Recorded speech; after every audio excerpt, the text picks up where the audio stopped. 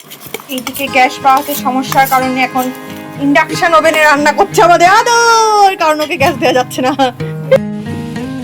এই দেখো কত বেলি ফুল ফুটেছে। এখন এই সাদা সুগন্ধি ফুল দিয়ে আমি আমার গোবিন্দর পুজো দিতে পারি। একটু দৌড়ে দেখো, তোমাকে হাত দিতে হবে না, হাত দিতে হবে না বাবা। লাগছে না তো? তুমি একটু ওদিক থেকে ওইদিকে দৌড়াও, ওদিক থেকে ওইদিকে দৌড়াও।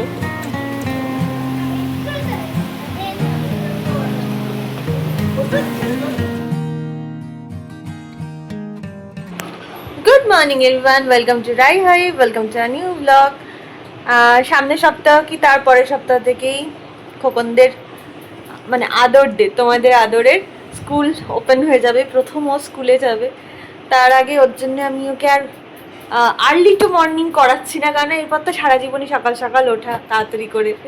তার জন্য আজকে উঠতে অনেকটা লেট করেছে, কালকে বিয়েবাড়ি থেকে এসে সব গুছিয়ে রেখে শুতে অনেকটা রাত হয়ে গেছিলো।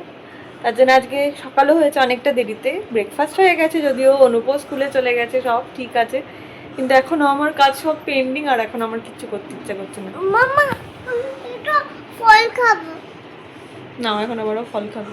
ঠিক আছে, দেখতে থাকো রাই হাইফ, চলতে থাকুক দিনটা। এইদিকে গ্যাস পাওয়াতে সমস্যার কারণে এখন ইন্ডাকশন ওভেনে রান্না করছে আমাদের আদর, কারণ ওকে গ্যাস দেওয়া যাচ্ছে না। হোটেলগুলোতে এখন অবস্থা খুব চরমে, তাই সেই হোটেল খোলা রাখতে আদর খোলা চচ্চড়ি, মানে পটলের খোলা চচ্চড়ি রান্না করছে ইন্ডাকশনে।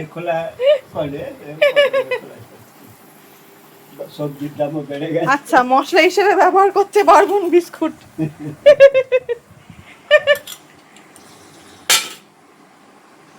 ও রাধুনি ঠাকুর, পেছনে আবার বন্দুক কেন গো? না খেলে কি গুলি করে উড়িয়ে দেবে?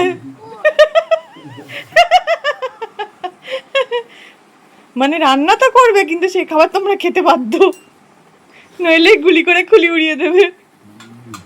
ও বাবা, টিফিন বক্সে ভরেও গেল, পার্সেল যাবে নাকি? ও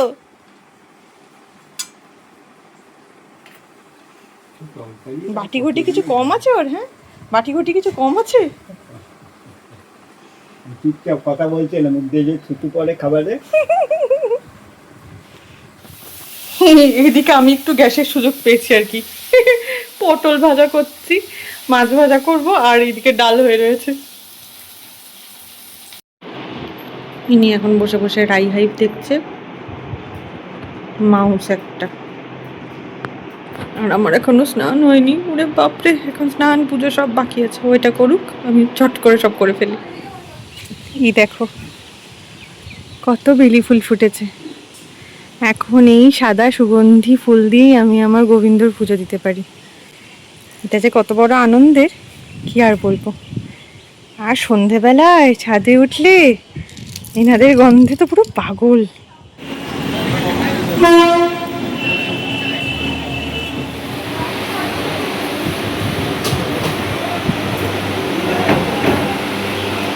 বুঝছো, 6 উল্টে 9 বলছো?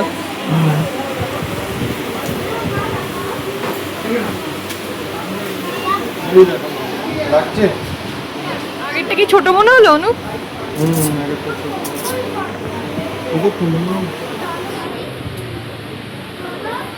এই শুরু হলো, ছোটবেলার কত কথা মনে পড়ছে।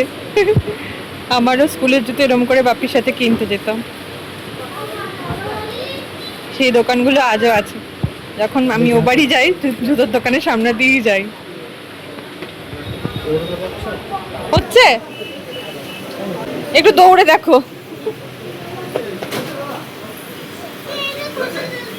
তোমাকে হাত দিতে হবে না, হাত দিতে হবে না বাবা। লাগছে না তো? তুমি একটু ওদিক থেকে ওইদিকে দৌড়াও, ওদিক থেকে ওইদিকে দৌড়াও।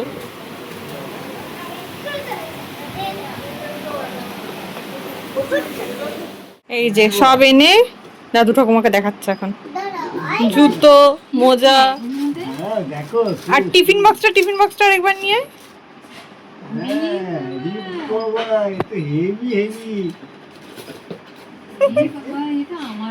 আর টিফিন বক্সটা নিয়ে কখন এতক্ষণ ধরে কাঁদছিল খেলনার বায়না করে, এখন এগুলো দেখাতে গিয়ে একটু বলেছে। ওরে বাবা রে, টিফিন বক্সটা তোমাদের কাছে কারোর কাছে আছে এরকম? দাও দাও দেখাই। এই দেখো, দেখেছো কি সুন্দর। সর্বনাশ, চাপাচাপি করিস না বাবা। এটা এমনি আমারও হয়ে যাবে দেখি। হ্যাঁ বাবা, বাপে বাপে, বাপে বাপে। হ্যাঁ আজকে আবার আরেক লেভেলের তাড়া। এখন রাতে ভিডিওটা এডিট করব, তারপর ব্যাগ গোছাবো।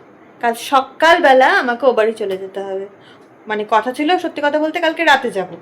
হঠাৎ করে অনুপ বললো আমি রাতে আবার বাড়িতে, স্কুল থেকে বাড়ি ফিরে আবার তোমাকে নিয়ে আমি যেতে পারবো না, যেহেতু ওর স্কুলটা টুয়ার্ডস আমার বাড়ির ওই দিক দিয়ে, তাই তোমাকে যাওয়ার পথে নামিয়ে দিয়ে চলে যাব। কি আর করার, পতির ইচ্ছেতেই কর্ম। তাই আমাকে কালকে সকালবেলা বেরিয়ে যেতে হবে, এক্ষুনি ব্যাগ গোছাতে হবে। তাই আর লেট করছি না, কালকে সবটা নিয়ে আবার হাজির থাকবো। তোমরাও হাজির থেকো। Good night.